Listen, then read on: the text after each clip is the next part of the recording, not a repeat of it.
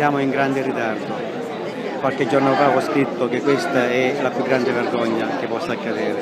Il governo è costretto, su nostra pressione, con pressione che in questi giorni stanno vedendo, a trovare una soluzione che per tanti mesi non solo non ha trovato, ma che ha bleffato in modo vergognoso, giocando non solo col futuro di questi lavoratori, ma col futuro della tutela dell'intera Sicilia.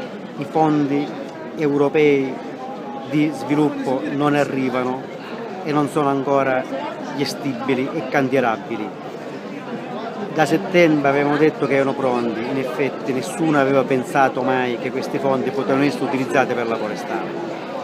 La Regione ha messo pochissimi fondi, non sono in gioco soltanto le giornate, è in gioco il futuro del comparto. Noi siamo qua e non molleremo fin quando non verranno garantiti i giusti diritti e l'attenzione per un settore così delicato. È la Sicilia che va in malora.